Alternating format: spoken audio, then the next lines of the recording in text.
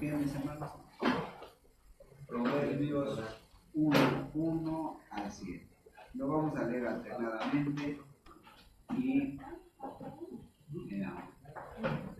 el último lo leemos juntos. ¿Sí? Proverbios 1 al 7. Proverbios 1 al 7. Los proverbios de Salomón, hijo de David, rey de Israel. Para entender sabiduría y doctrina, para conocer razones prudentes, para recibir el consejo de prudencia, justicia, juicio y equidad. Para dar sagacidad a los simples y a los jóvenes inteligencia y cordura. Oirá el sabio y aumentará el saber, y el entendido adquirirá consejo. Para entender proverbios de declaración, palabras de sabios y dichos profundos. ¿Juntos? El principio de la sabiduría es el amor. Los insensatos desprecian la sabiduría y la enseñanza. Ahora, síganme por favor en la primera parte del 7. Dice: el principio de la sabiduría es el temor de Dios. El temor de Dios. Vamos a orar, Padre, en esta tarde en que vamos a tener estudio acerca de su palabra.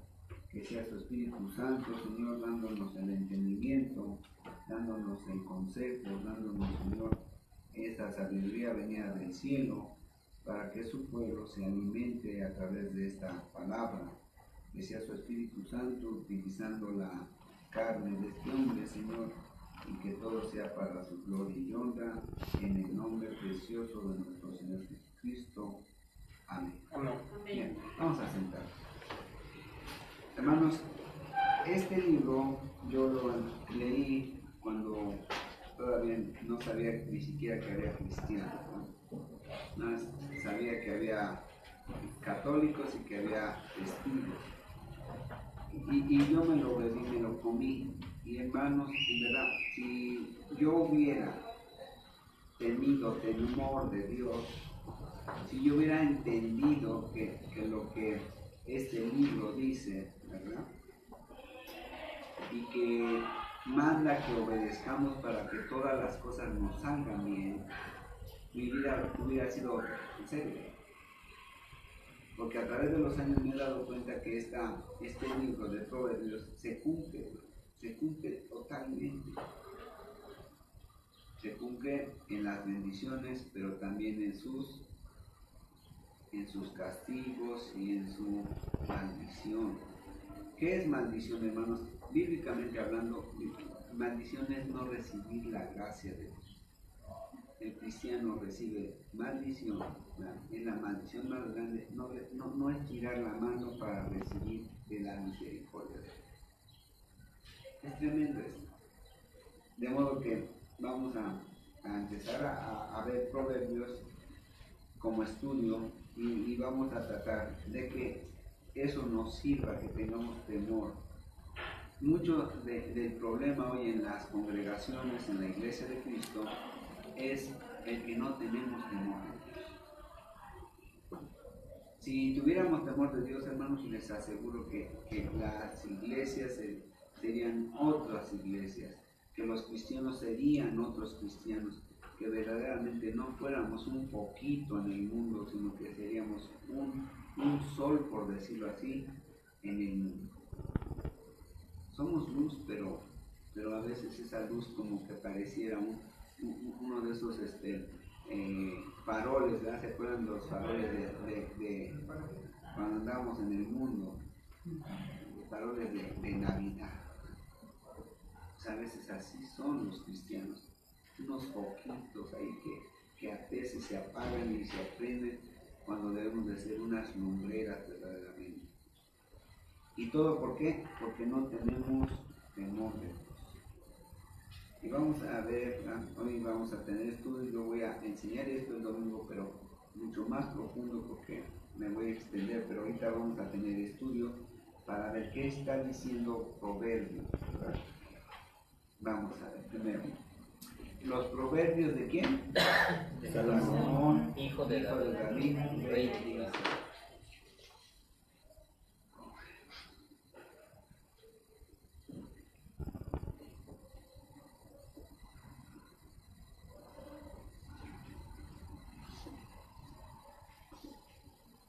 ¿Quién es Salomón, hermano? ¿Quién es Salomón? ¿Quién fue Salomón? El hijo de David, pero fue el hombre más sabio de todo el mundo. Proverbios de Salomón. El ser humano más sabio que ha existido. Más sabio. Nadie ha sido más sabio que Salomón. Dicen algunos teólogos que era tanta su sabiduría que sabía y podía hablar con los animales. Entonces, el más sabio. Y después, bueno, entonces, ¿por qué cayó tanto? Pues, porque llegó el momento en que su soberbia lo llevó a eso. Pero ahorita no lo vamos a ver. Él es el hombre más sabio, ¿verdad? Por lo dice. Y además, hijo de David. ¿Qué dice? ¿Qué quiere decir hijo de David?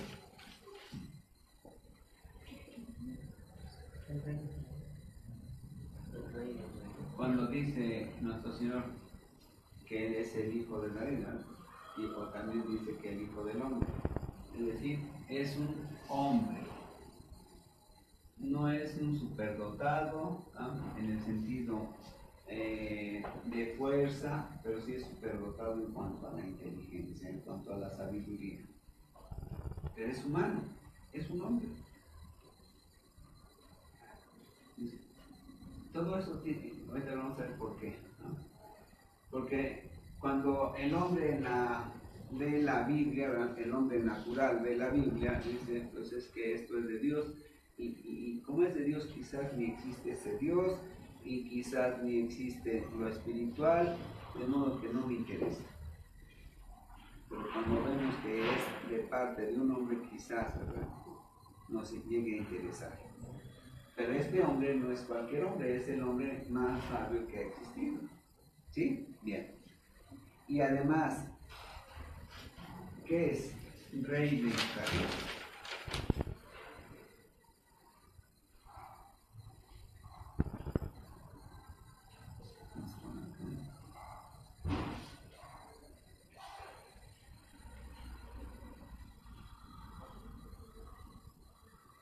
¿Qué es ser rey? ¿Qué es ser gobernante? Tener autoridad.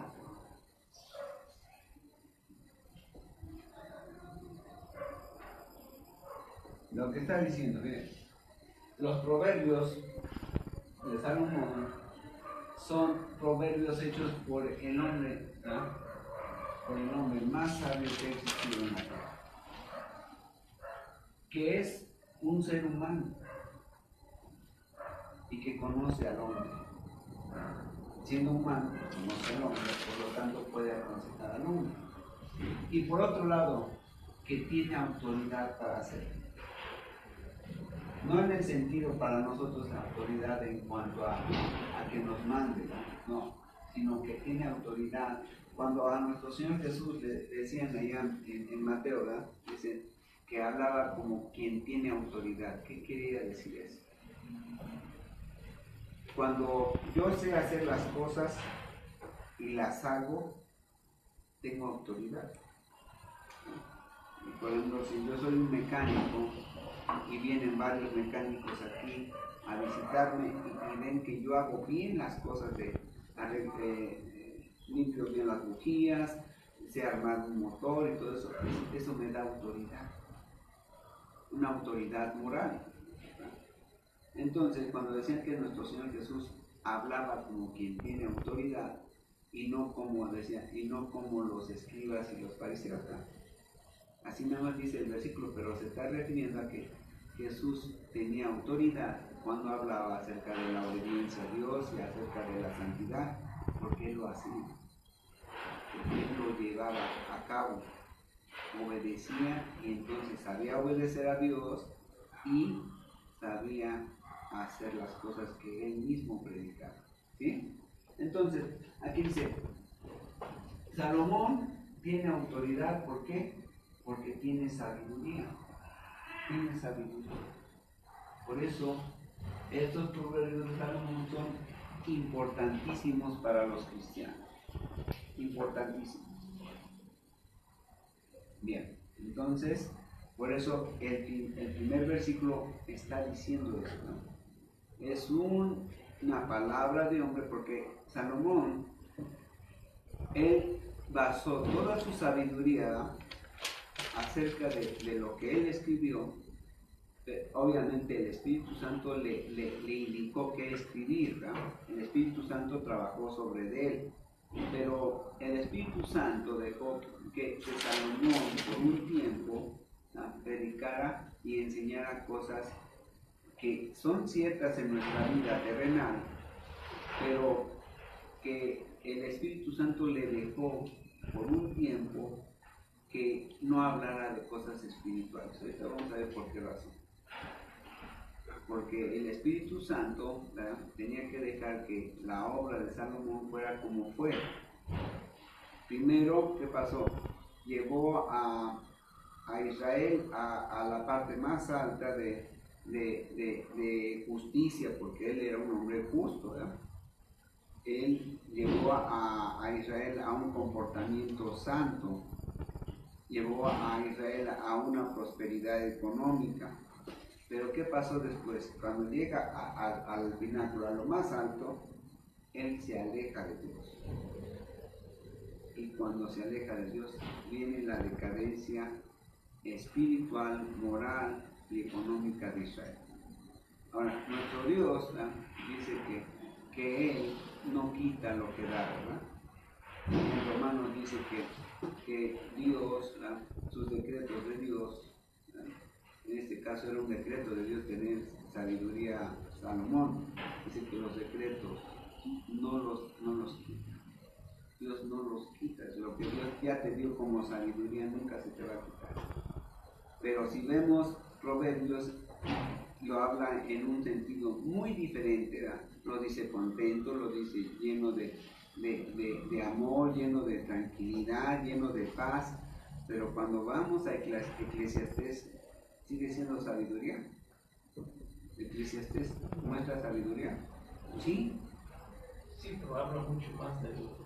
Pero en Eclesiastés sigue siendo cierto lo que él dice, porque es inspirado por el Espíritu Santo, pero en Eclesiastés habla en un quebrantamiento de espíritu, en una depresión que él tenía. ¿Por qué? Porque se daba cuenta que había fallado a Dios. Y entonces lo que él escribe es cierto, es inspirado por el Espíritu Santo, pero lo dice en un estado de depresión, porque había caído como hombre delante de Dios, había pecado grandemente. Y entonces lo que escribe en Eclesiastés es los dichos sabios de un hombre, pero en depresión. Es decir, en depresión quiere decir triste del resultado de su vida. Él pudo haber sido, hermanos, mucho más grande que David, porque David empezó de la nada, y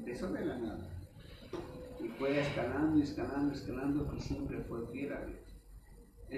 Salomón ya no empezó de cero, ya su papá lo había llevado a un nivel, ¿verdad?, de económico, de estabilidad política, o sea, muchas cosas. Ya le dejó el camino libre a Salomón, y Salomón lo único que tenía que hacer, agarrarse de la mano y de la palabra de Dios. Nada más.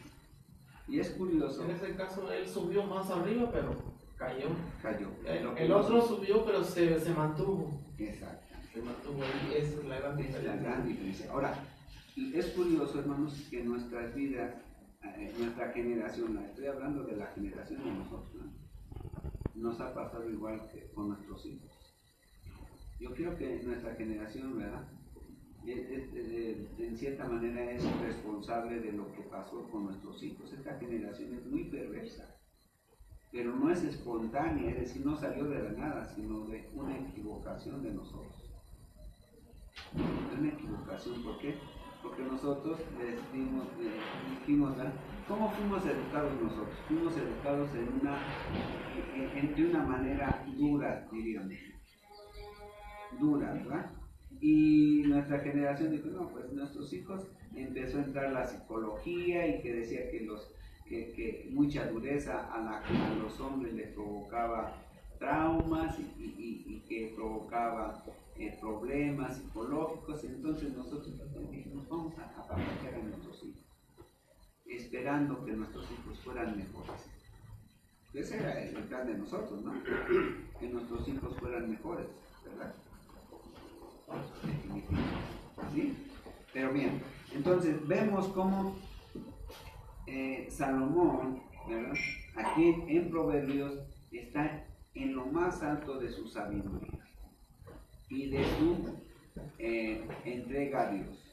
De su entrega a Dios, está en obediencia, él está haciendo las cosas bien para su pueblo, y entonces escribe este libro, hermanos, y de verdad hermoso, no solamente hermoso, sino tan verdadero como hemos imaginado.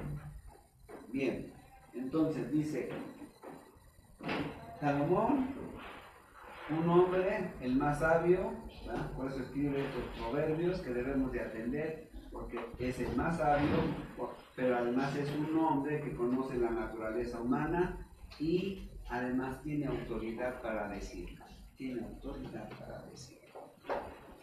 ¿Y para qué sirven esto? Vean el versículo 2, dice que estos proverbios sirven para qué?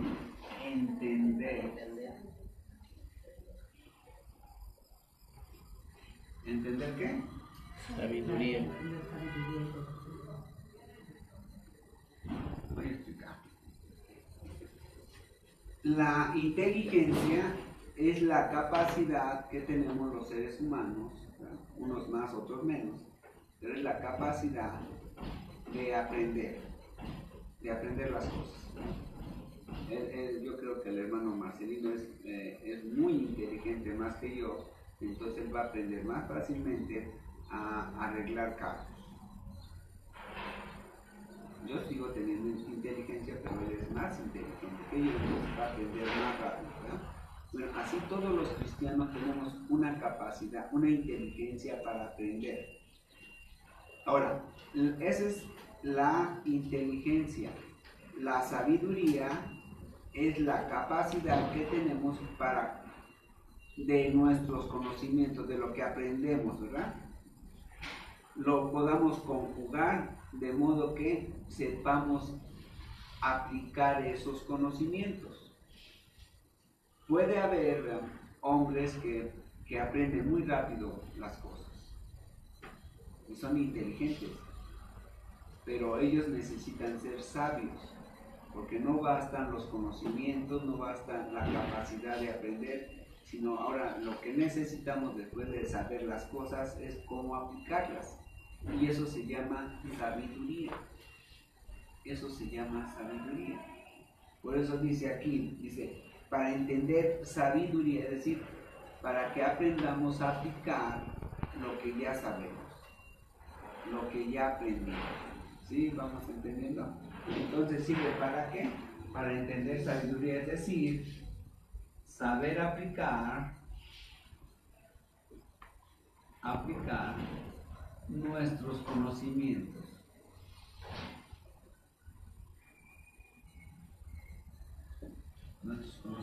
Es lo que necesitamos. Los cristianos a veces nos llenamos de conocimiento, pero no somos sabios, porque no aprendemos a aplicarlo. Dios quiere que seamos inteligentes, pero también quiere que seamos sabios, que tengamos sabiduría. ¿Cómo aplicar? ¿En qué parte de mi vida lo que yo aprendo en la iglesia lo voy a aplicar? Es lo que necesitamos, hermanos. Es lo que necesitamos los cristianos, ser sabios, saber aplicar nuestros conocimientos. Bien, dice que sirven los proverbios para entender sabiduría y doctrina.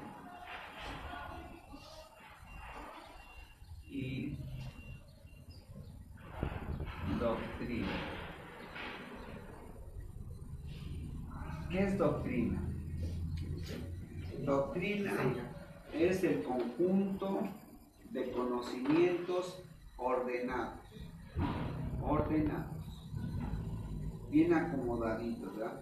Por ejemplo, cuando hablamos de la doctrina de la salvación, ¿verdad? Sabemos que tiene que haber justificación, ¿verdad? No solamente es la salvación sola, así ya soy salvo y ya y acabó todo, no.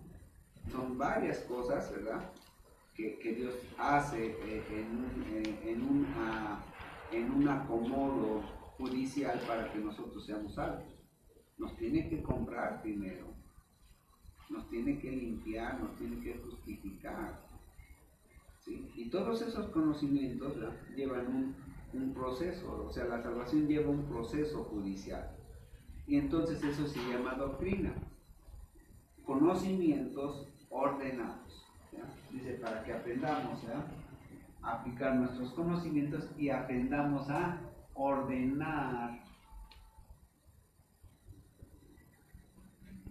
estos conocimientos.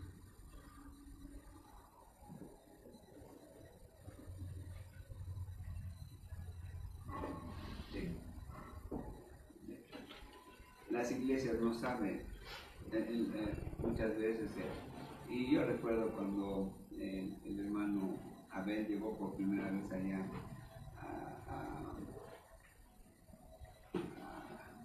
a la iglesia, ¿verdad? Nos visitó él, y yo recuerdo que dijo, no tienen doctrina. Es cierto, hermano. Empezamos la primera iglesia sin doctrina. O sea, sabíamos cosas, pero ¿qué? No teníamos un conocimiento ordenado. No teníamos un conocimiento ordenado. Con el tiempo fuimos aprendiendo, ¿verdad?, la doctrina, entonces sí, nuestros conocimientos van ordenados. ¿Y cuándo vamos a terminar de tener doctrina así, de acuerdo a lo que Dios quiere? Pues mientras estemos aquí vamos a estar aprendiendo. No hay ningún pastor que se sepa toda la doctrina de la Biblia. ¿Sí? Bien.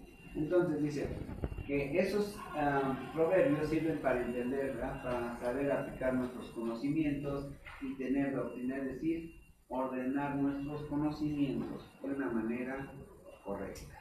Bien. Para conocer razones prudentes.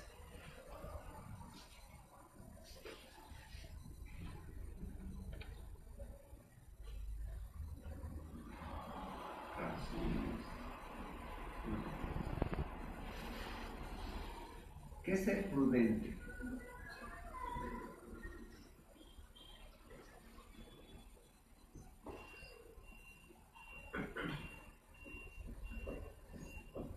Previsor. Viene de la palabra previsor. O sea, si yo dejo sobre esto, aquí en la orillita esto, pues yo debo de entender que esto se puede caer. Entonces, ¿qué hago? Lo pongo más al centro. Previsor. Tenemos que prever. O sea, todos estos conocimientos, ¿verdad?, saberlos aplicar, ¿verdad?, ordenar, pero también ¿para qué? Para conocer cosas que tenemos que prevenir. Tenemos que prevenir. Y en verdad Proverbios enseña esto. Si lo aplicáramos, ¿no?, si hiciéramos que nuestros jóvenes de 14, 15 años en adelante aplicaran, si quieren, en un 20% Proverbios, hermanos, nos podríamos dar más que satisfechos, porque íbamos seguramente a conseguir cristianas y cristianos modelo así. En serio, cristianos modelos. Nada más con que aplicaran el 20% de este. Pero ¿por qué no lo aplica entonces el cristiano? La razón es que no hay temor de Dios. Temor de Dios. Bien. Dice, para recibir el consejo de prudencia, justicia, juicio y equidad.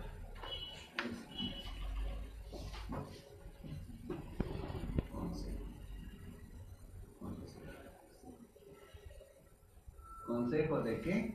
De justicia. ¿Qué quiere decir eso? Dice, yo voy a recibir un consejo de justicia. ¿Qué es un consejo de justicia? Voy a aprender a hacer lo recto, lo correcto, lo que está dentro de la ley. Obviamente estamos hablando de la ley de Dios. Entonces dice que va a servir, ¿verdad?, para recibir el consejo de prudencia, de justicia.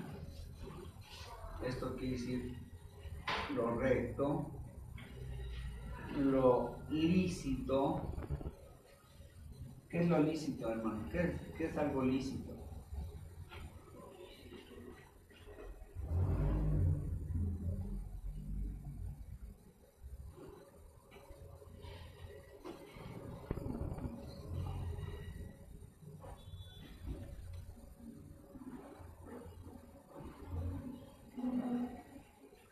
Es lo recto. El consejo, voy a aprender el consejo de justicia, que quiere decir que es recto, que es lícito. Lícito es lo que es permitido. ¿Qué es permitido? Lo justo, lo que a Dios le gusta, de equidad, ¿verdad? Justo o justicia viene a ser darle a cada quien lo que merece. Nosotros mereciéramos el infierno, pero la justicia la tenemos por Jesús. Por eso no vamos, no es de que no lo ganemos, sino que Él nos regala su justicia en el acto que se llama justificación, ¿verdad? Entonces, lo justo, lo que es bueno delante de Dios. Eso es lo que quiere decir eso. Para eso me sirve esto, los proverbios, para oír en la palabra, en el libro de Proverbios, el consejo de algo que es justicia, ¿sí? Y que quiere decir que es recto, lo que yo puedo hacer, lo que la ley mismo me permite, ¿verdad? Y lo que es bueno delante de Dios. Aquí diríamos lo que es dentro de la ley.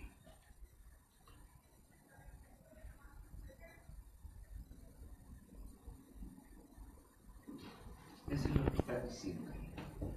Ahora dice, justicia, juicio y equidad.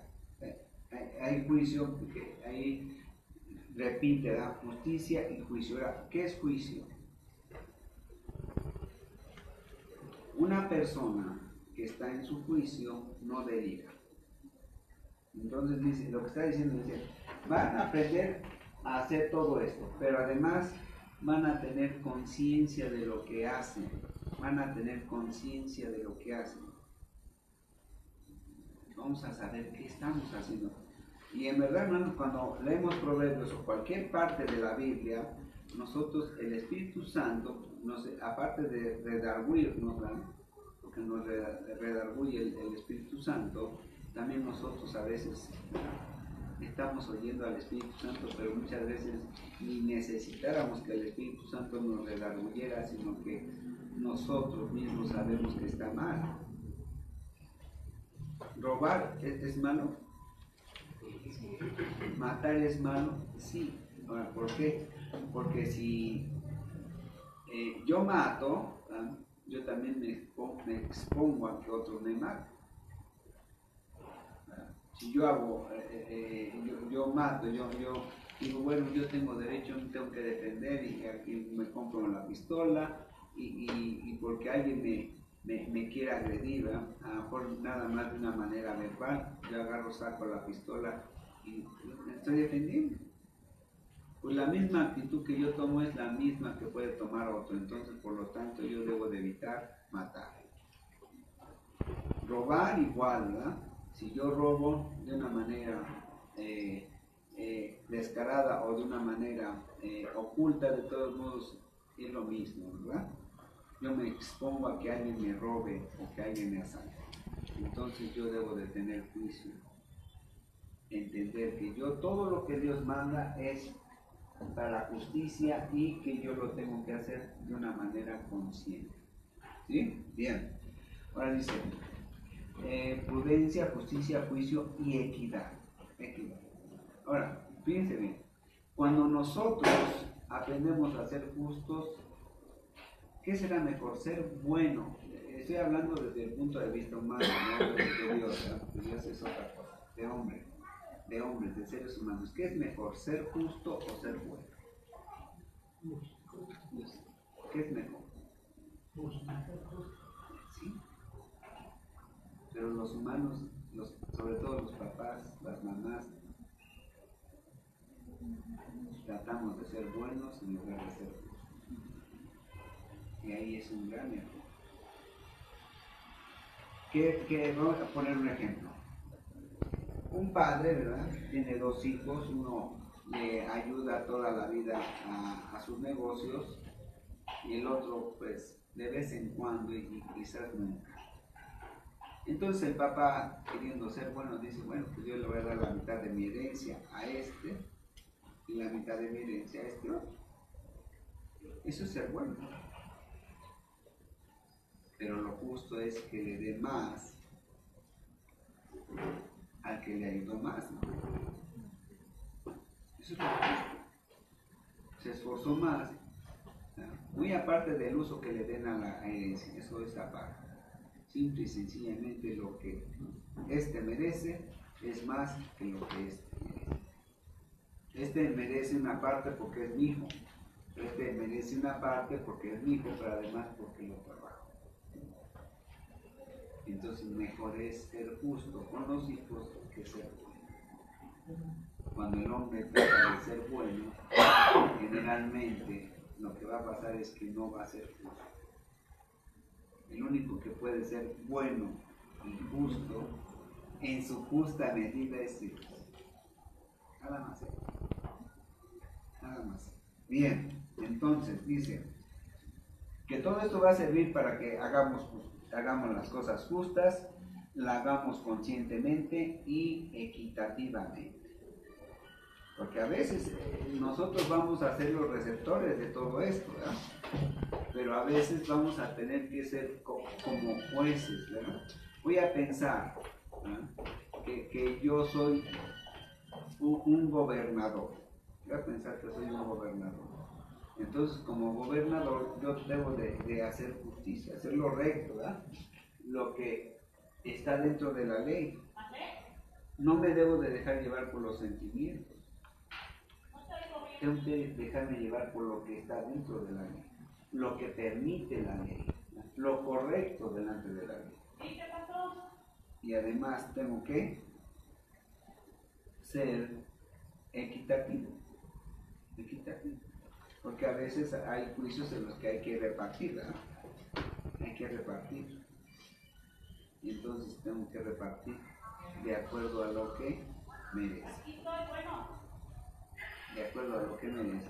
Si yo soy un juez y me lleva un juicio de herencia, tengo que ver muchos puntos de vista, muchas cosas que envuelven el juicio, ¿verdad? Y ahí, ¿qué es lo que manda en un juicio de herencia? ¿Qué mandará? ¿Qué es lo que manda? El derecho. Sí, pero, el derecho que tengo a heredar. Sí, pero ¿qué más? Lo más importante. En una herencia, ¿qué es lo más importante?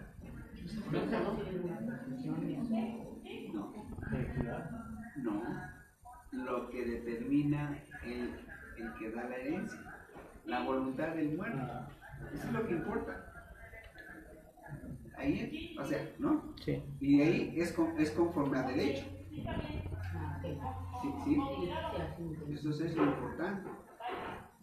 Entonces, todos esos puntos los tenemos que ver nosotros.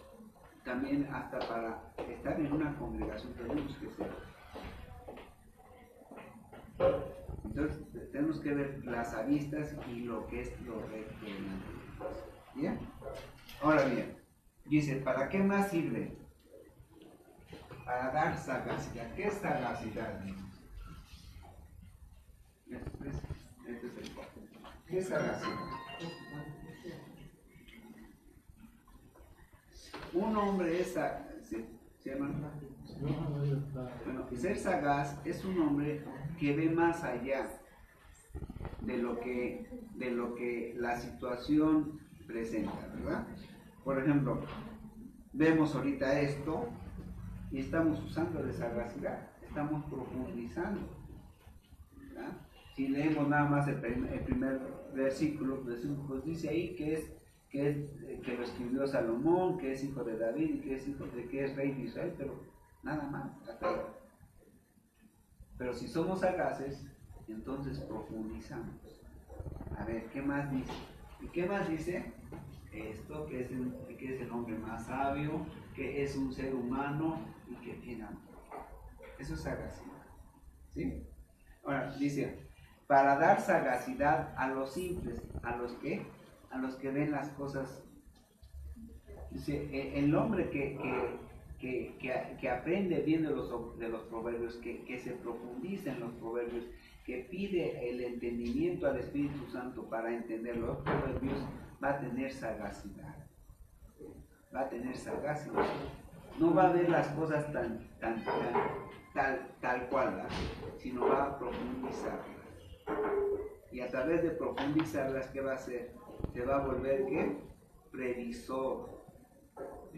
Va a ser previsor. Y además puede aplicar todo esto. Todo esto lo va a aplicar porque su sagacidad ya se lo permite. Un hombre simple, pues nada más dice ahí que los proverbios de Salomón, que es hijo de David, rey de Israel, y que sirven para entender sabiduría y doctrina, pero no va a pasar de ahí.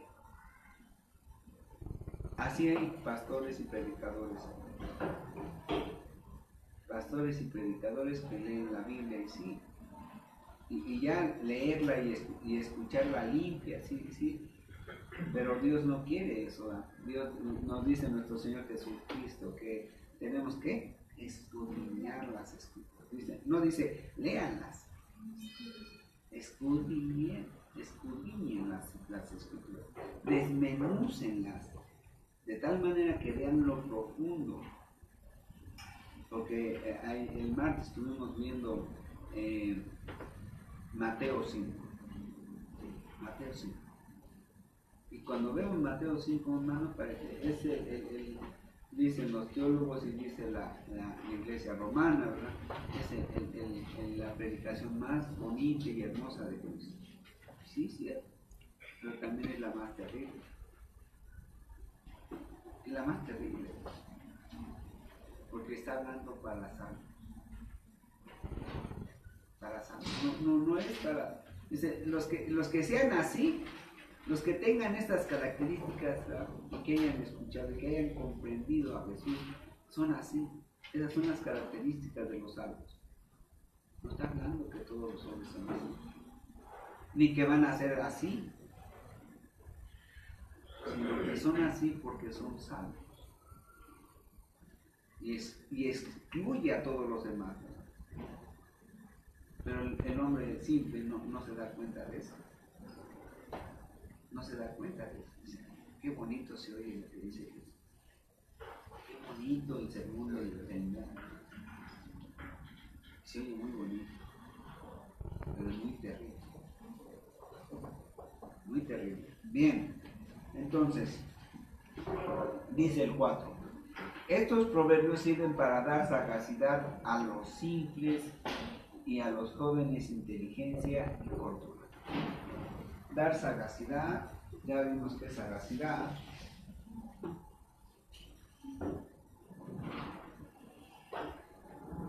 Profundidad profundidad de situaciones. ¿A quiénes? A los simples. A los simples los va a convertir en sagaces, ¿verdad? Bien, ¿para qué más? ¿Para qué más, amigos? A los jóvenes. ¿Cómo son los jóvenes? A los jóvenes, ¿qué les va a dar?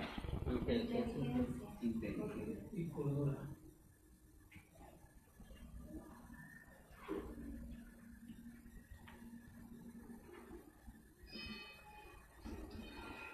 Los jóvenes no prestan mucho atención, tienen la misma capacidad que los mayores, ¿verdad?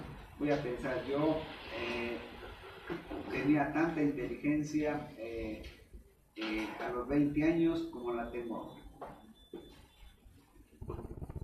Pero quizás a mis 20 años no me interesaba mucho el conocimiento. Tenía la capacidad, pero no quería aprender. Así pasa casi siempre en los hombres. Cuando llegamos a los 40 años, entonces queremos aprender porque vemos que es necesario aprender. Le vemos la utilidad a aprender. Entonces dice que a los jóvenes les va a animar a que utilicen su capacidad de inteligencia, de aprender, ¿verdad? Pero además les va a dar cordura. La cordura es la madurez con que nosotros actuamos. Una persona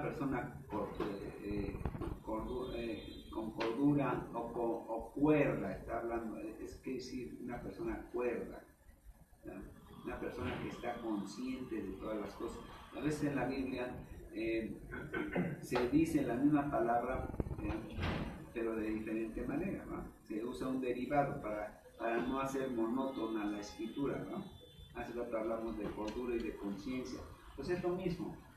Dice, para que el joven se interese en aprender, ¿verdad? Y además que tenga cordura. Los jóvenes son arrebatados, son muy arrebatados. Basan toda su capacidad en la fuerza física. Los mayores, ¿en qué la utilizamos? ¿En qué? ¿Qué le decimos cuando? Yo sé que a veces no es bueno y ni es necesario, ¿verdad? Entre los cristianos decir que voy a pelear con un joven. No, el verdadero cristiano nunca debe, ni joven ni viejo debe de pelearse, ¿verdad? Pero a veces hay necesidad. ¿Por qué? Porque está en peligro la integridad de nuestros hijos o de nuestra esposa o de algún ser querido, ¿verdad? Y a veces ya no hay ninguna otra razón, ninguna otra forma de defender a nuestros seres queridos que de una manera justa. Y entonces, ¿qué va a utilizar el hombre grande? ¿Qué va a utilizar en contra de la fuerza del joven? ¿Qué va a utilizar? La cordura, ¿no? La cordura y diríamos la maña. Podemos ser mañosos, o sea, no en cuanto a pelear, sino mañosos en cuanto a cómo hacerle ver a este joven, ¿verdad?, que está equivocado. O sea, vamos a aprender, ¿verdad?, cómo enseñar a otros a caer en su propio error.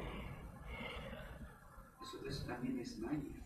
O sea, la maña hoy en día la vemos de algo feo, no. La maña quiere decir, en los años 60 quería decir, este cuate es mañoso para arreglar los carros. Es decir, ha aprendido también a arreglar los carros, que los arregla de una manera muy simple, de una manera muy sencilla. Y a lo mejor, ¿verdad?, así es la vida, hermanos, así es la vida. Nosotros tenemos que ser mañosos en el sentido de aprender cómo entrar a la gente, ¿no? Yo no, por ejemplo, yo no voy a predicarle igual a una mujer que a un hombre. Yo no le voy a predicar igual a un joven que a un adulto. Yo tengo que buscar la manera de cómo le voy a predicar y qué le voy a predicar. Porque imagínense que yo le quiero enseñar a Karen igual que a ustedes. ¿Sería correcto? No. porque no me va a entender. Entonces, todo mi cúmulo de conocimiento, ¿verdad? En el argot de los 60, estoy hablando de lo que se decía en los 60, ¿verdad? Dirían, este es mañoso, es decir, este tiene muchas maneras de entrarle a la gente. Entonces yo voy a predicarle a Karen de una manera adecuada a su edad. Eso es lo que está diciendo aquí, ¿verdad? Este joven, ¿verdad? Tenemos que despertarle el deseo de aprender, pero además que lo que aprenda lo sepa utilizar de una manera buena. Está diciendo lo mismo, pero ahora no es para el simple, sino para quién, para el joven, para el joven. Es decir, nos está enseñando que hay gente grande que tiene que aprender de los proverbios, pero que también los jóvenes entran dentro del plan de Dios para que aprendan proverbios. ¿Sí? ¿Lo vamos comprendiendo, no? ¿Sí? Bien, ahora fíjense bien, dice, oirá el sabio. ¿Quiénes son sabios? Generalmente, ¿quiénes son sabios?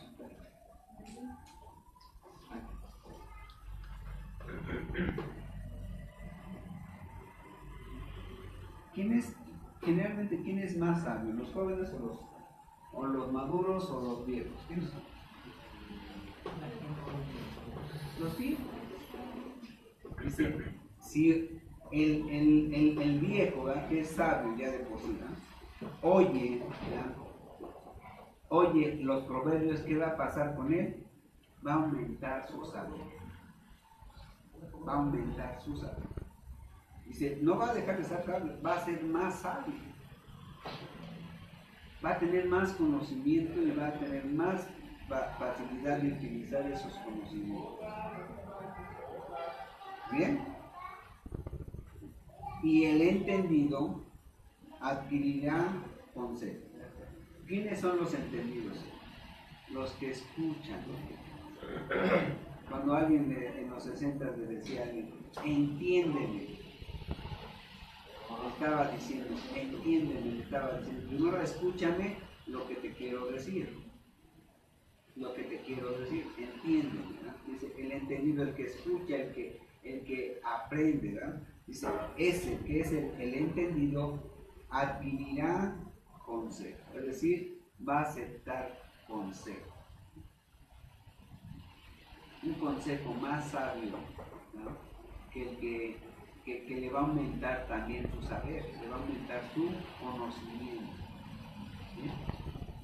El entendido es el obediente en lo que se le está enseñando, el obediente a lo que está aprendiendo, el obediente a escuchar, a oír.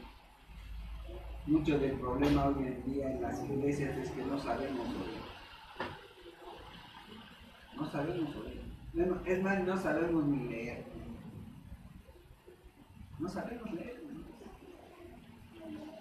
Muchas cosas de la Biblia, ¿verdad? Se entienden mal entre los cristianos y más mal todavía entre los del mundo. ¿Como cuál? Dirá la Biblia, dice la Biblia, ¿no? Que Abraham le pregunta a Dios que si el justo, ¿verdad? ¿Cómo le dice que si el justo qué?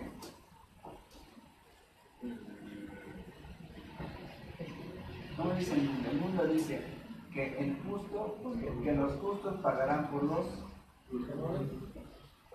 ¿Sí? Es lo que dice el mundo, ¿verdad? ¿Y si dice eso la Biblia? ¿Qué dice la Biblia?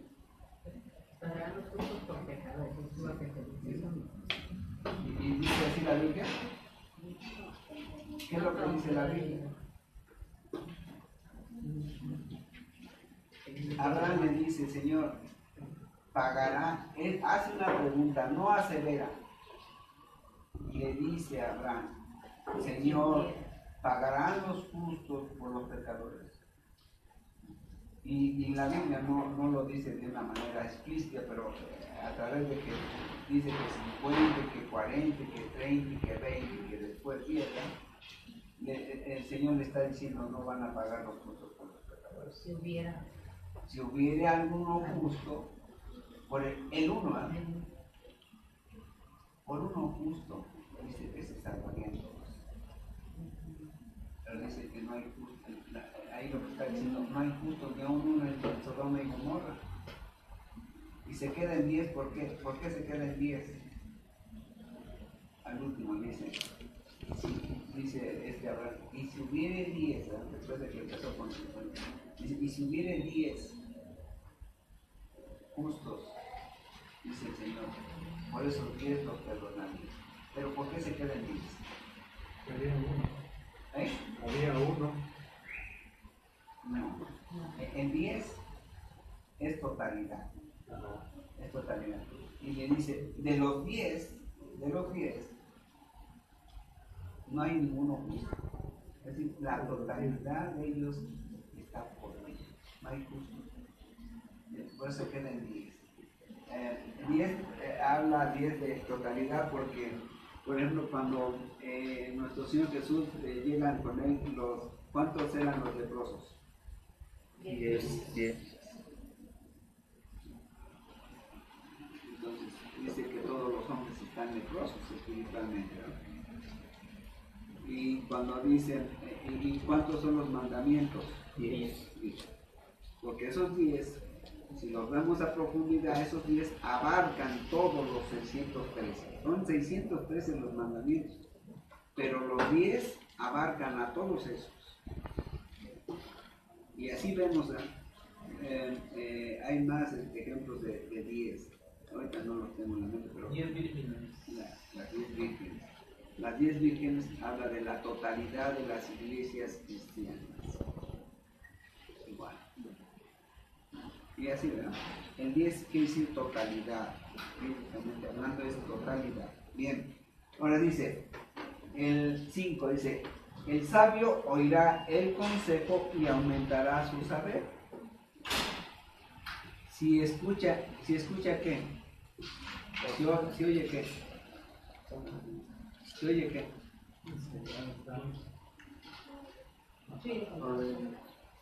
Si oye los proverbios, si atiende los proverbios, el sabio se hará más sabio. ¿Sí? El sabio se hará más sabio. Dice, y el entendido adquirirá consejo. Es decir, el entendido va a hacerse más apto para oír. Más apto para oír. Y para entender y por lo tanto para aplicar. ¿Sí? Bien. Además, ¿para qué más sirven los proverbios? Dice, para entender proverbio y declaración. Todo esto, fíjense en todo esto, a la larga, aquí es hasta oír, ¿eh? Todo esto, dice, si los oyen, los profundizan y hacen todo eso va a ser bueno. Pero además, cuando oigan los proverbios, van a aprender más fácilmente. ¿Sí? Si hacemos todo esto, dice que el que estudie los proverbios, porque apenas es el proverbio 1, es el primer proverbio. Entonces dice, todo esto lo hacemos y entonces vamos a oír proverbios y vamos a aumentar nuestra capacidad de entender los proverbios. Nuestra capacidad de aprender los proverbios. Bien, el 6 dice, para entender proverbio y declaración.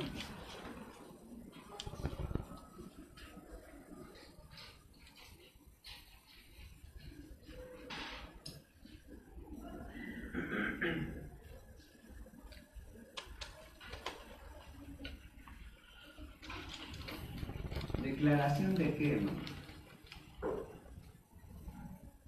¿O de quién? ¿Declaración de quién?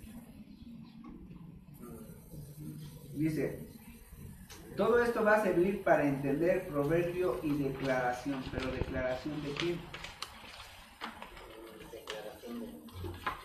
¿De quién? ¿De qué? ¿Del conocimiento de quién? De la sabiduría, de la sana doctrina. No, del conocimiento. La declaración. De los sabios. Sí, pero la declaración de quién. ¿Quién declara? No, Dios. Acuérdense que toda la escritura es inspirada por el Espíritu Santo. Dice, si tú haces todo eso, entonces vas a poder entender el proverbio que Dios el Espíritu Santo le manda a Salomón que escriba, ¿verdad? Y además las declaraciones de quién, de Dios. Porque dijimos, les dije yo que si yo hubiera hecho caso de Proverbios, ¿no? Y si los jóvenes hicieran caso de lo que Proverbios declara, en un sentido o en otro, ¿verdad? Porque Dios dice aquí en Proverbios, dice, si haces esto, te va a ocurrir algo bueno. Esto te va a ocurrir. Y en serio, hermano, así es tan increíble Proverbios. Dice, te va a ocurrir esto. Si no lo haces, te va a ocurrir esto otro.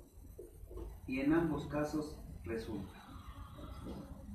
Si lo hacemos, resulta lo que promete Dios. Y si no lo hacemos, también lo que Dios promete que va a suceder en el sentido negativo. Es increíble, hermano, de verdad, increíble.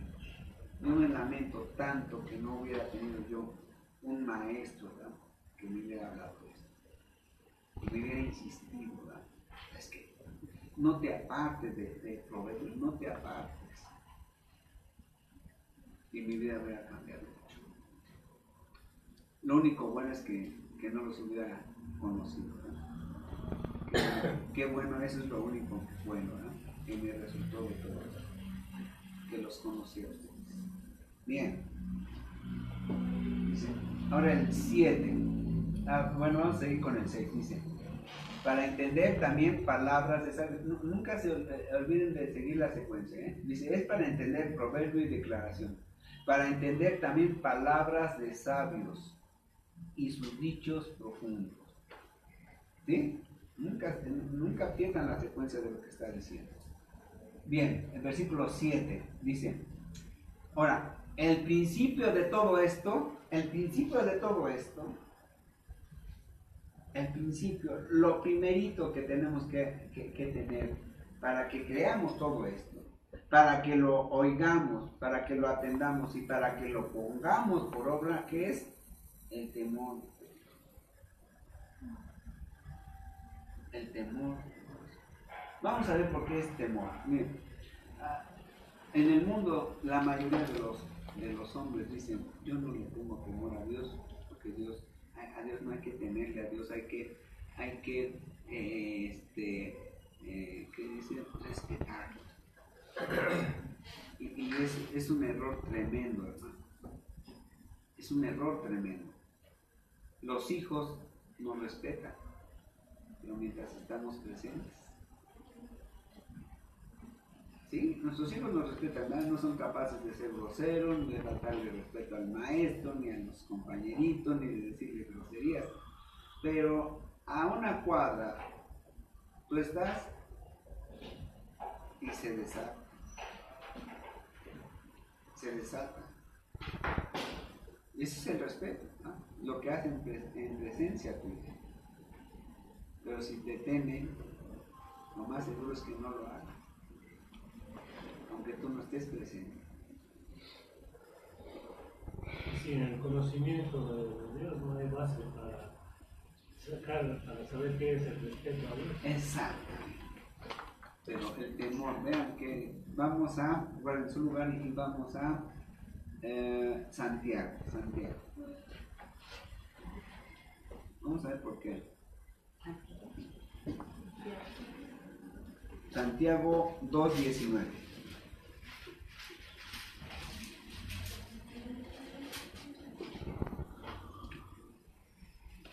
Santiago 2:19.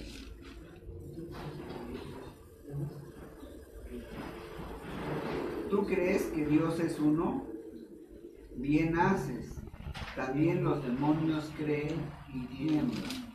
Dices, ¿tú crees? ¿Tú crees en Dios? Pues también los demonios creen y tiemblan. Fíjense bien. ¿Los demonios tendrán temor de Dios? Temor, pavor. Los cristianos deberíamos de tener temor. Vamos a ver por qué. Aquí está el demonio. Aquí están los demonios, ¿no? ¿Qué eran los demonios?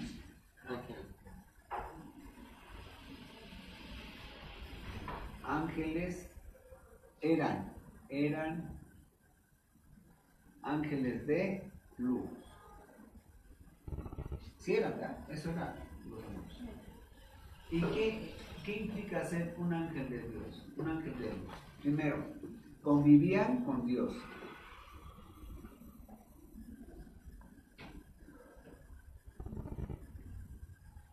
¿Qué más? Servían a Dios.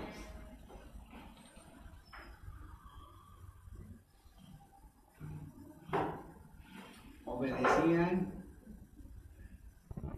a Dios. Recibían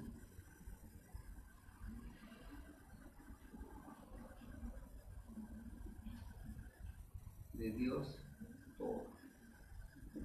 ¿Todo lo qué? Todo lo bueno. Todo lo bueno de la riqueza de su gracia de Dios. Pero además, ellos sabían que Dios lo que dice, ¿qué pasa? Lo que ve. Sabían, o saben, más bien saben,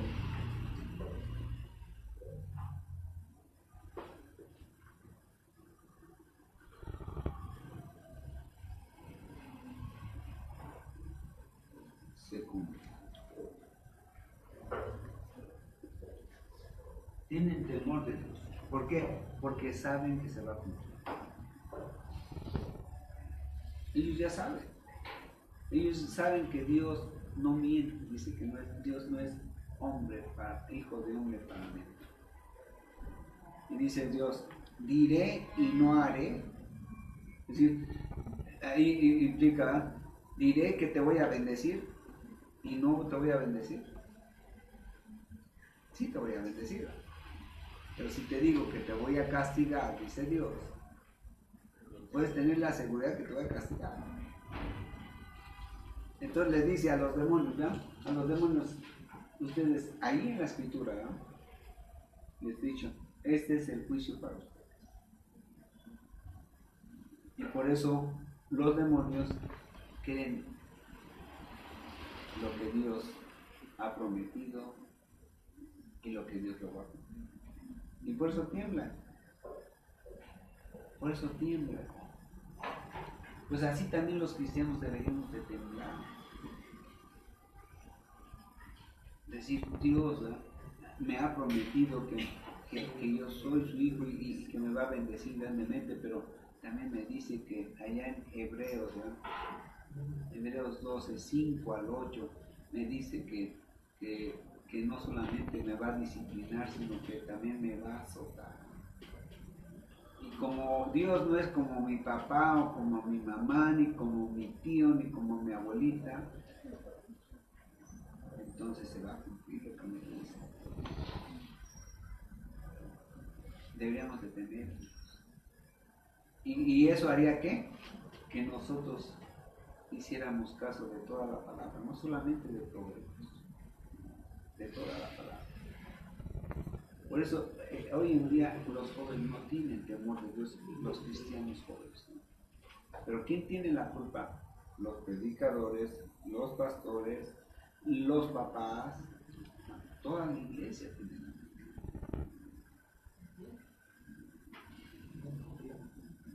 Y por eso es el gran problema que tenemos en las congregaciones. No les inculcamos enfermedades, pero no basados en un temor irracional, ¿verdad? Sino en un temor de qué, como dicen los demonios, ¿verdad? De saber que lo que Dios dice se va a cumplir. De una manera inequívoca, de una manera inevitable, ¿verdad? Lo que Dios dice se va a cumplir. Se va a cumplir. Y entonces, ¿qué tendríamos? Cristianos, dijimos hace unos momentos, cristianos modernos. Cristianos modernos. Bien. Vamos a regresar.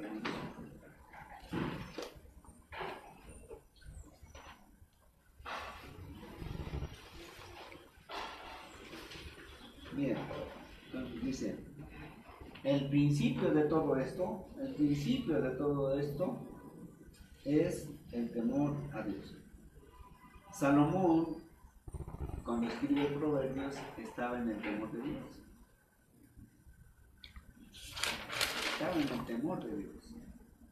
Y por eso dice, el principio de todo esto, el principio de aprender, de entender, de ser sabios, de ser inteligentes, de todas las cosas que ya vimos, el principio de todo es el temor a Dios. El temor a Dios. Ahora, dice la segunda parte del 7.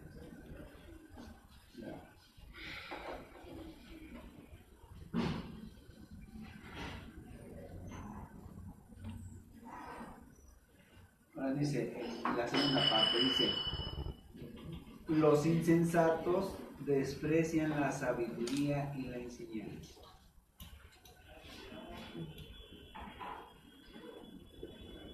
Ya vimos 7a, ¿verdad? Ahora vamos a 7b. Dice, ahorita explicamos eso. Los insensatos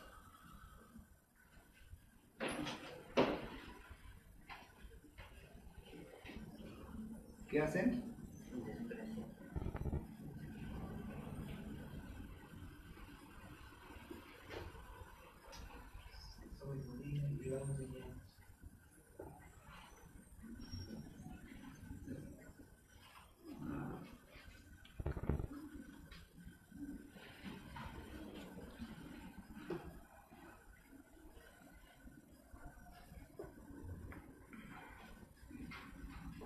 ¿Por qué la despreciarán?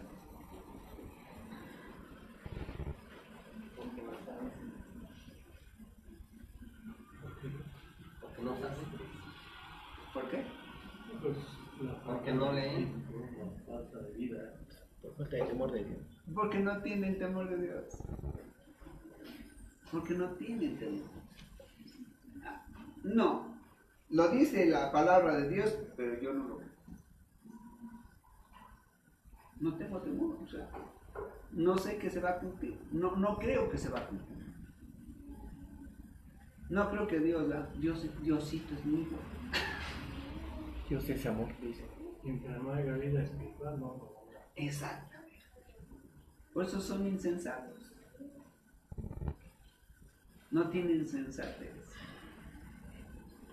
No tienen temor. No se va a cumplir. Miren, hermanos, al mundo se le dice, te vas a ir al infierno si no crees en Cristo.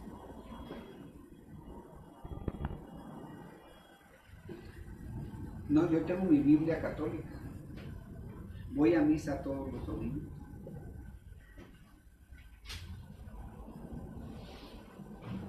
Pero no tienen temor de Dios por lo mismo, no han entrado al nuevo nacimiento. Pero además, no tienen temor de Dios. Se cumple la escritura ahí en Romanos 13. No hay temor de Dios delante de sus ojos. Y entonces, ¿qué pasa? No creo que Dios nos mande al infierno. No tienen temor de lo que Dios dice. Nuestro Señor Jesús de lo que más habló fue de dinero y del infierno. Es lo que más habló Jesús.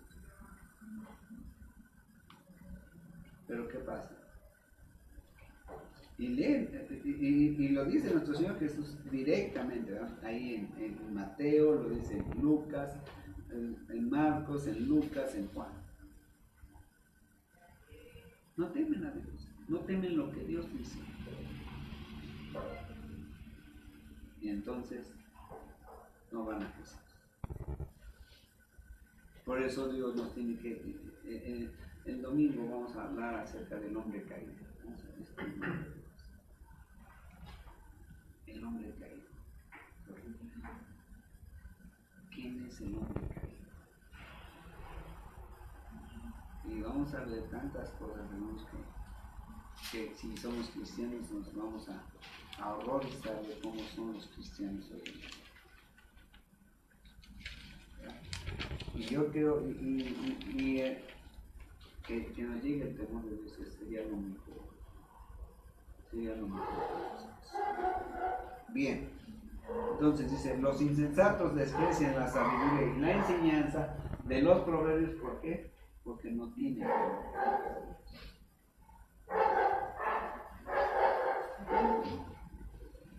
Yo hubiera tenido temor de que, o seguridad, por un lado, la seguridad es el temor a Dios. La seguridad de que se va a cumplir la palabra de Dios es temor a Dios. Yo hubiera sabido eso. Y de verdad, hermano, mi vida hubiera cambiado totalmente. Y podría decir yo, quizá me he puesto a reflexionar, ¿verdad? Y viendo todas las cosas que me sucedieron después de que yo empecé a leer la Biblia. Quizás yo estaba con los testigos, pero yo creo que sí fui salvo, no por lo que me enseñaron, porque había algo en mí que me decía que no estaba bien. Pues. Pero el mundo nos jala, nuestra insensatez, ¿verdad? Nos jala. Y la carne nos jala, entonces todo eso hace que el redarguir del Espíritu se desvanezca delante de nosotros. Y una doctrina falsa también. Bien, entonces, todo esto es lo que dice Proverbios 1 al 7. Eso es lo que dice Proverbios. Ahora, vamos a tener temor de Dios para que podamos hacer caso de Proverbios. Y entonces vamos a ser sabios, vamos a tener a través de nuestra actitud, ¿no? Vamos a tener autoridad, nos vamos a hacer más verdaderamente hombres, más hombres vamos a ver, en el sentido espiritual, más hombres. Nos va a hacer más sabios, ¿verdad? Vamos a entender más lo que predica el hermano Ismael, aunque no lo sepa explicar.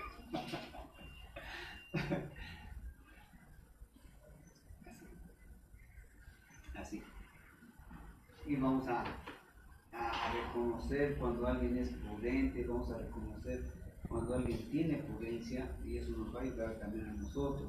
Vamos a aprender a oír consejo, vamos a aprender a recibir el consejo. Y vamos y por lo tanto vamos a ser más justos, a ver las cosas más justas. Y vamos a aprender qué es lo que Dios nos permite, ¿verdad? Porque el gran problema hoy en día es que el Señor nos ha librado de la ley. ¿Sí nos libró de la ley o no? Pero como el hombre, estando en el estado en que estamos aún siendo creyentes, no nos podemos conducir como debe de ser, entonces Dios nos mete a otro tipo de gobierno, ¿no? Nos libra de la ley terrenal, sí. Pero vamos a ver qué pasa en Romanos. Vamos a Romanos, hermanos. Y esto ya se volvió enseñanza con predicación y yo creo que está mejor así. Vamos a ver. Romanos 7. Vamos a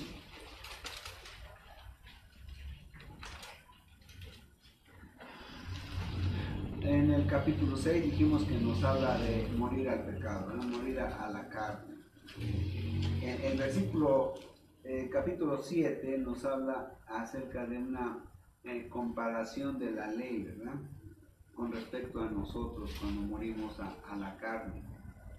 Y nos dice ahí en el versículo 6, dice que ahora estamos libres de la ley por medio de Jesús.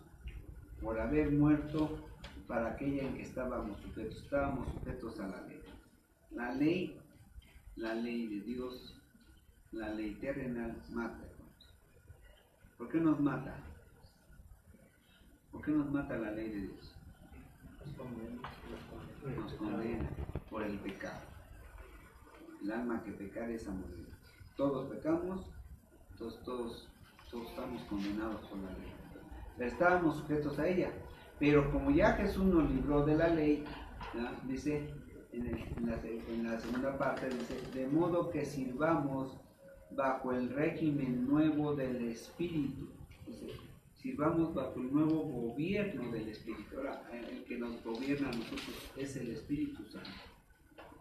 Y como es ley del Espíritu Santo, entonces su ley es ¿qué? Espiritual. ¿Y dónde está? Aquí mismo está. Cuando nosotros empezamos a estudiar la Escritura, empezamos a ver cosas espirituales, ¿verdad? Y entonces de esa manera vamos entendiendo las cosas que Dios manda. Ahora dice, de modo que sirvamos bajo el nuevo régimen del Espíritu y no bajo el régimen viejo de la ley. Dice, ahora vamos a vivir y a servir a Dios bajo el régimen nuevo del Espíritu.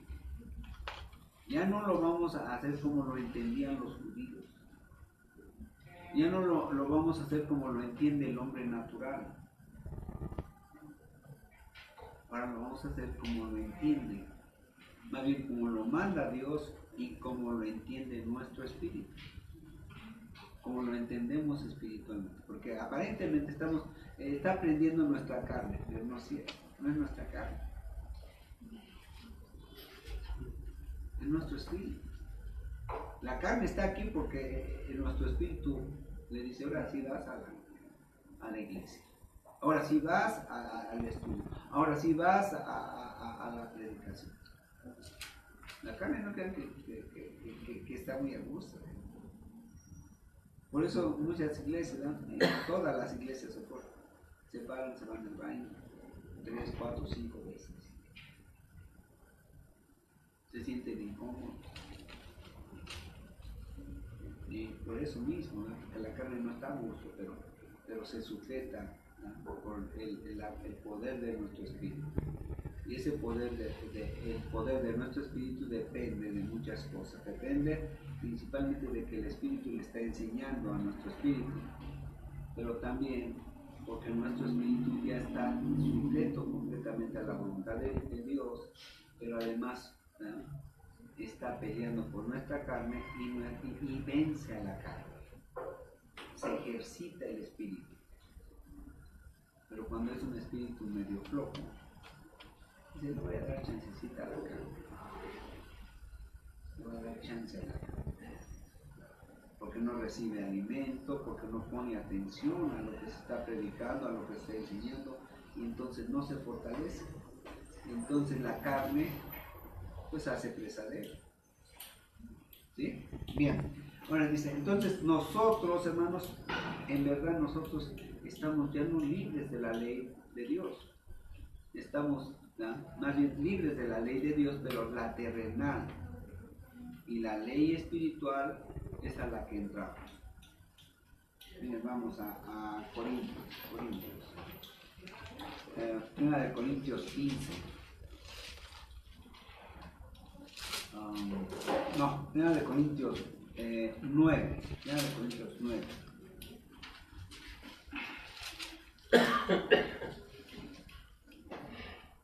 Vean, 9:20. Aquí en el capítulo 9 de 1 de Corintios habla acerca de que nosotros tenemos que renunciar hasta nuestro propio carácter, ¿no? Pero ahorita no vamos a ver eso, vamos a ver qué es lo que está hablando con respecto a la ley aquí. Vean, versículo 9:20, dice, me he hecho a los judíos como judío para ganar a los judíos. A los que están, ¿qué? Sujetos a la ley, aunque yo no esté sujeto a la ley. Si yo estoy enseñando y cada que voy a predicar y que voy a enseñar a alguien de los judíos, dice Pablo, dice, yo me hago a estos así, así. a esos que están sujetos todavía a la ley, me hago como ellos, ¿no? Como que estoy sujeto a la ley, aunque yo no estoy sujeto a la ley. Ahora vean la segunda parte, dice, como sujeto a la ley, para ganar a los que están sujetos a la ley. 21. A los que están sin ley, o sea, a los que están sin ley, los que no conocen de la Biblia, a los que están sin ley, como si yo estuviera sin ley. Dice, yo estoy también con ley, ¿no? No dice que no está sujeto a la ley, pero ahora dice que sí está sujeto a la ley. A lo que está diciendo, ¿verdad? No estoy sujeto a la ley terrenal, pero sí estoy sujeto a la ley espiritual. Bien, y aquí dice, tenemos que cambiar de carácter, ¿verdad? Dice que si renunciamos, cuando cristianos renunciamos, ya sabemos qué es renunciar. ¿Qué es renunciar? ¿Qué renunciamos? Dejarlo. Sí. No. Pasar a un lado. Es renunciar, no perder las cosas, ¿verdad? Pero no hacer uso de ellas. Eso es renunciar. Hoy en día el renunciar lo entendemos como dejarla o desecharla. Como dicen, renuncia a tu televisión, es decir, ya deséchala. No, el sentido verdadero bueno, acuérdense que estamos con Reina Valera de los años 60, de 1960, ¿no? Entonces, el verdadero sentido de eso de renunciar, que está en el capítulo 9:12, en el versículo 12, dice, pero no hemos usado de este derecho, sino que dice, si otros participan de este derecho sobre vosotros, cuanto más nosotros, pero no hemos usado de este derecho. No hacer uso de nuestros derechos es renunciar a nuestros derechos. No los perdemos, pero no hacemos uso de los derechos. Así como esto es mío, ¿ya? Digo yo voy a renunciar, que dice que yo no lo voy a usar, pero no deja de ser mío. Voy a renunciar a mi casa, ¿ya? No deja de ser mi casa, pero ya no hago caso ya no hago uso de mi casa, ¿ya? Por ejemplo, vean el 12 nuevamente, vamos a ver, 9:12, dice, si otros participan de este derecho, refiriéndose a una ganancia, ¿verdad? Que como predicador debería de ganar, ¿verdad? Dice, si otros participan de este derecho sobre vosotros, cuanto más nosotros, pero no hemos usado de este derecho. O sea, tenemos ese derecho, pero no hemos usado de este derecho, sino que lo soportamos todo por no poner ningún obstáculo al Evangelio de Cristo. Y aquí, ¿no? Lo que dice los derechos de un apóstol, pero no son los derechos de un apóstol, son los derechos de cualquier cristiano. Pero dice Pablo, yo he renunciado a todos estos derechos que como cristiano tengo, ¿verdad? Y como apóstol y como creyente en Cristo. Dice, yo he renunciado. Tengo todos esos derechos, no los puedo dejar de tener, son derechos que Dios me ha dado. Pero renuncio a todos ellos con tal de que no ponga un obstáculo para la obra de Cristo. Entonces, aquí ya quedó esto claro, así, ¿no? Tenemos que renunciar a muchas cosas, pero aquí lo que estábamos viendo, que estamos sujetos a otra ley. Estamos libres de la ley terrenal, pero no de la ley espiritual. Ahora, lo más grandioso que en la ley espiritual ya no hay muerte. Estando en la ley del Espíritu Santo ya no hay muerte, mientras que en la terrenal sí hay muerte. Bien. Vamos a regresar, vamos a Proverbios. Vamos a ver Proverbios.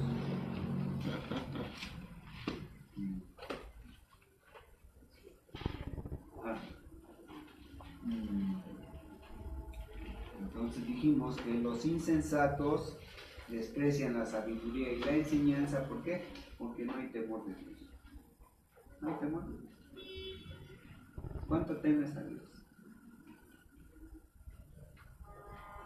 ¿Cuánto tememos a Dios?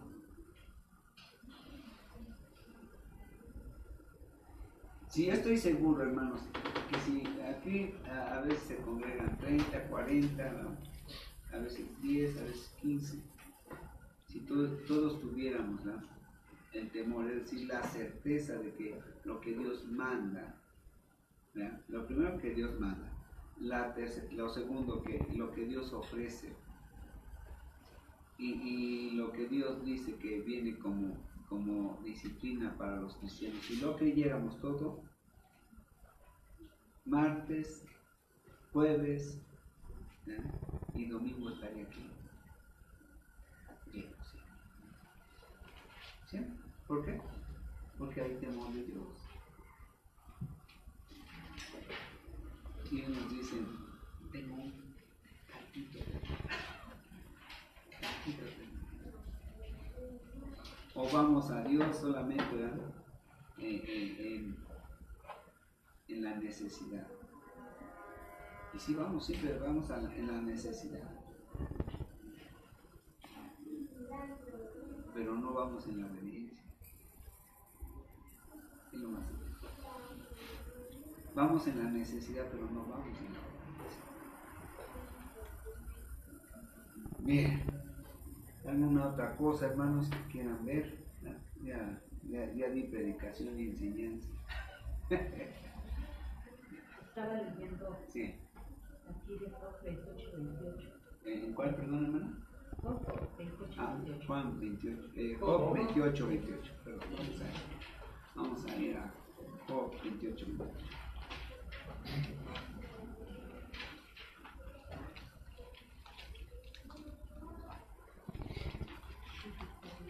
¿Cuál es el libro más viejo de la Biblia? Job 28. 18. 28, 28. Es el más De antiguo. lo que estaba hablando. 28, 28. Vamos a ver.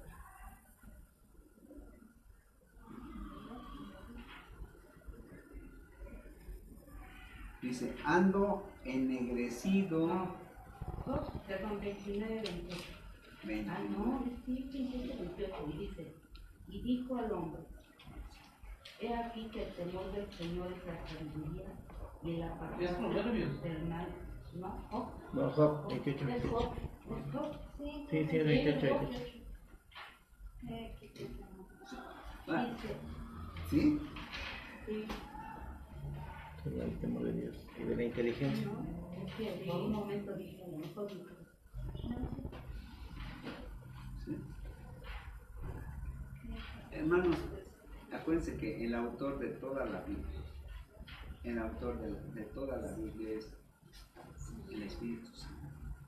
Va a decir exactamente, es cosas tan increíbles, ¿verdad? Por eso querer acomodar, hay un amigo, es hermano, aunque no lo sepa, judío, ¿no? Dice, es que Ismael está acomodado. ¿Cómo? Dice, sí, dice, las profecías se cumplieron y entonces las ponen como si se hubieran escrito antes. Digo, David, si tú confiaras en tu Dios, tu pueblo no tendría tantos problemas. Si tú supieras lo que Dios dice y creyeras lo que Dios dice, te darías cuenta de tantas cosas que no pueden ser acomodadas.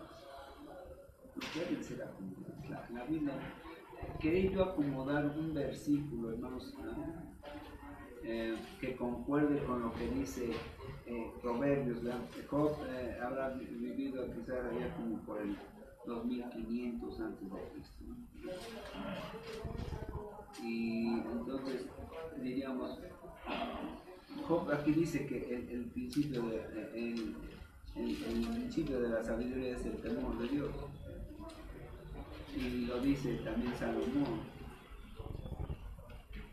Y aquí en Job, vamos a Job 1, vean cómo habla del nuevo nacimiento. A ver si lo alcanzan ustedes a ver dónde está el nuevo nacimiento.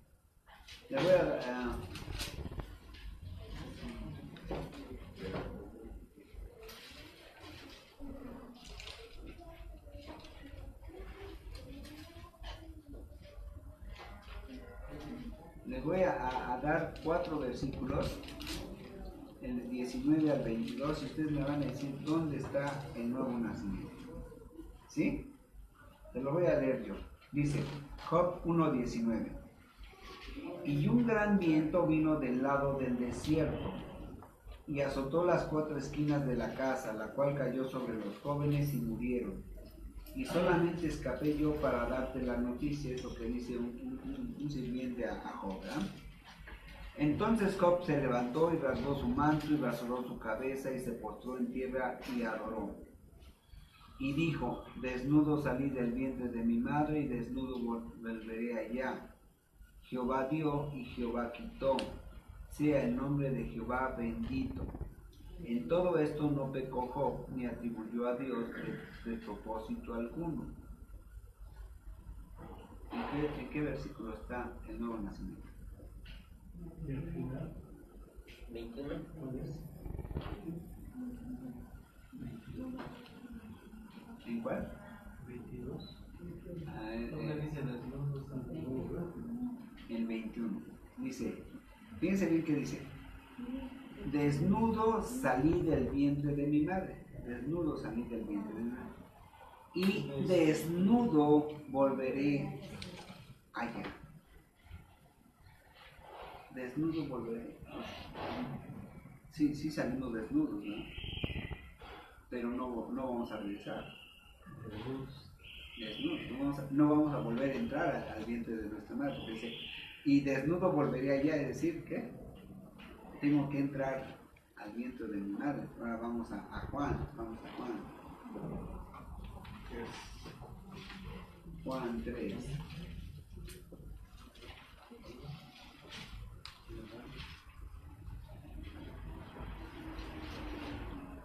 Versículo 4, 3, 4. Juan 3, 4. ¿Ya lo tenemos? Nicodemo le dijo, ¿cómo puede un hombre nacer siendo viejo? ¿Puede acaso entrar por segunda vez en el vientre de su madre y nacer? ¿Se lo vieron? Juan 3, 4. Ahí está. ¿Cómo ya está hablando de nuevo nacimiento? ¿Ya lo vimos? Juan 3, 4. Nicodemo le dijo, ¿cómo puede un hombre nacer siendo viejo? ¿Puede acaso entrar por segunda vez en el vientre de su madre y nacer? Ahí está. Está escrito por Juan, está escrito por Job, con una diferencia de 2500 años.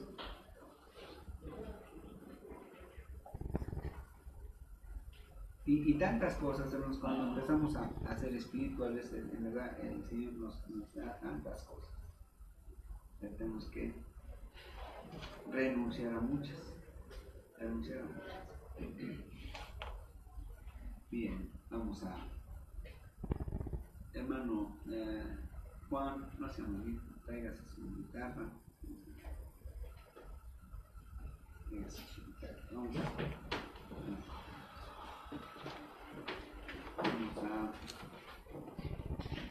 Vamos a ponernos de pie, mis hermanos, y vamos a abrir la Biblia en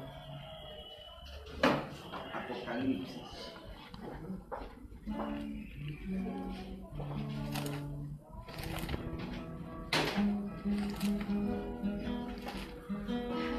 ¿Qué tiene esa, verdad? Apocalipsis 15.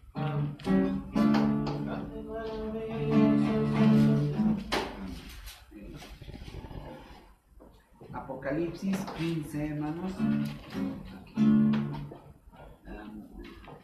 Es Apocalipsis 15, 3 y 4. Y después, siguiendo la estrofa, dice, es Apocalipsis 4, 7. ¿Sí? Es Apocalipsis 15, 3 y 4 y Apocalipsis 4, 7. ¿Sí? ¿Bien? Grande, maravillosas son tus obras, Señor Dios Todopoderoso, justos y verdaderos son tus caminos, Rey de los santos, Rey de los santos, Rey de los santos. Aleluya, amén, aleluya, amén, aleluya, amén, aleluya, amén, aleluya, amén, aleluya, amén. ¿Quién no te temerá, Señor, y glorificará tu nombre? Por eso tú eres santo, y por lo cual todas las naciones vendrán y te adorarán, y te adorarán. Aleluya, amén, aleluya, amén, aleluya, amén, aleluya, amén, aleluya, amén, aleluya, amén.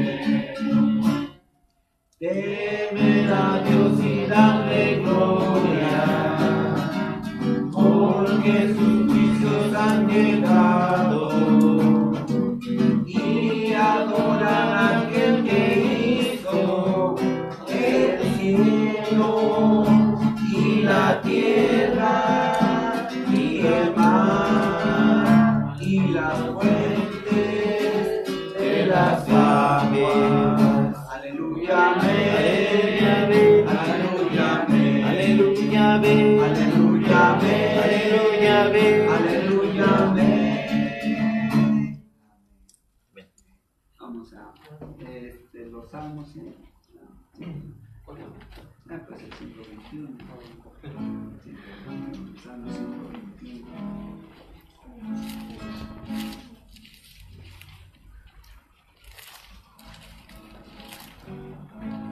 Bien. Amén. Alzaré mis ojos a los montes, ¿de dónde vendrá mi socorro? Mi socorro viene del Señor, que hizo los cielos y la tierra. No dará su pie al resbaladero, ni se dormirá el que te guarda. He aquí no se adormecerá, ni dormirá el que guarda a Israel.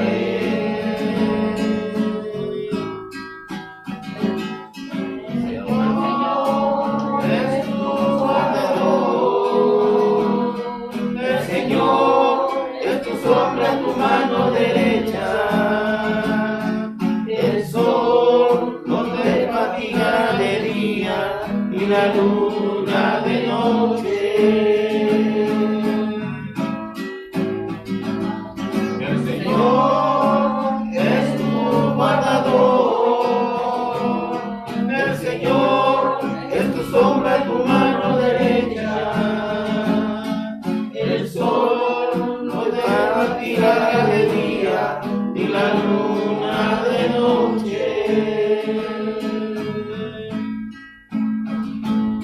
El Señor te guardará de todo mal, Él guardará tu alma, el Señor guardará tu salida y tu entrada desde ahora y para siempre. El Señor es tu guardador, el Señor es tu sombra, tu mano derecha. El sol no te fatigará de día ni la luna de noche. El Señor es tu guardador, el Señor es tu sombra, tu mano derecha. El sol no día y la luna de noche. Amén. Vamos a orar, hermanos, para terminar el culto. Padre, en esta tarde en que usted ha traído a un puñado de sus hijos a este lugar, donde se le adora, donde se proclama que Jesús es el Señor para la gloria y honra del Padre. Y estamos reunidos, Señor, adorando en espíritu y en verdad, porque así es, de tales adoradores busca que le adoren. Así que, Padre, en esta noche yo le pido y le ruego que bendiga la vida de mis hermanos, que bendiga, Señor, su salida como su entrada, que bendiga a sus hijos, a sus esposos, a sus esposas, a todos aquellos que usted les dio como parientes en la carne, que bendiga sus bienes, que bendiga, Señor, el producto del trabajo de sus manos, que bendiga, Señor, su vida para hoy y para siempre, y todo se lo pedimos, se lo rogamos, en el nombre precioso y poderoso de nuestro Señor Jesucristo. Amén. Bien, mis hermanos, pues.